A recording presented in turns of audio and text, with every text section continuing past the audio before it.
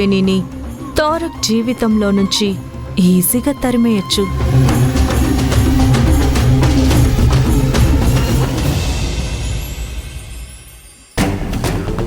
కాంచన, నీలవేణి నాటుమందు తీసుకురావడానికే కదా వెళ్ళింది. తను రాగానే ఆ అడ్రస్ ఎక్కడ ఏంటి అనే డీటెయిల్స్ తెలుసుకొని నేను కూడా వెళ్ళి పెద్ద డబ్బా తెచ్చుకోనా? ఎందుకు? మన కోసమే. కొంచెం షార్ప్గా ఆలోచించు డార్లింగ్. అంతా నా తప్పే. నేను కాస్త ముందుగానే అలర్ట్గా ఉండాల్సిందే. ఇప్పుడు ఈ లెవెల్ వరకు వచ్చేసింది. మరీ అంత లేట్ ఏమీ అవ్వలేదే.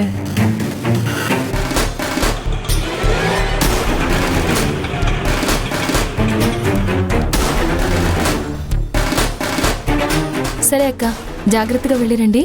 ఓకే నీలవేణి. కాంచన కాంచన, అదిగో నీలవేణి వస్తుంది చూడు.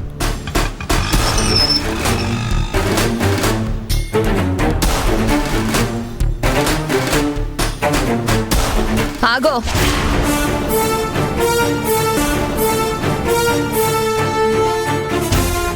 చెప్పండి అమ్మా.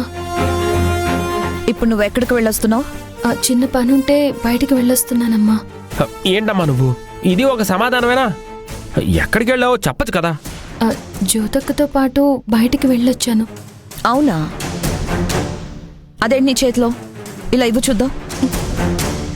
ఇలా ఇవ్వు నీలవేణి. అదేంటని అడుగుతున్నాను కదా.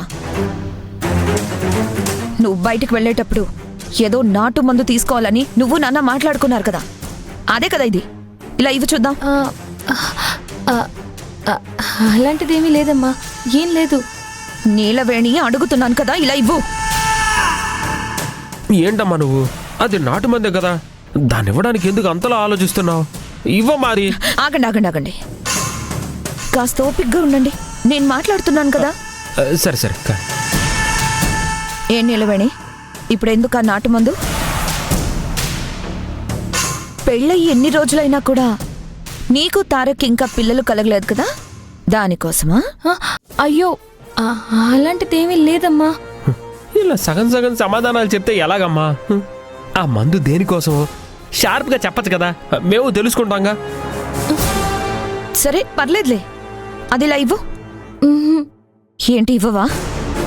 ఇప్పుడు ఇస్తావా ఇవ్వవా? అడుగుతుంటే ఇవ్వవేంటి?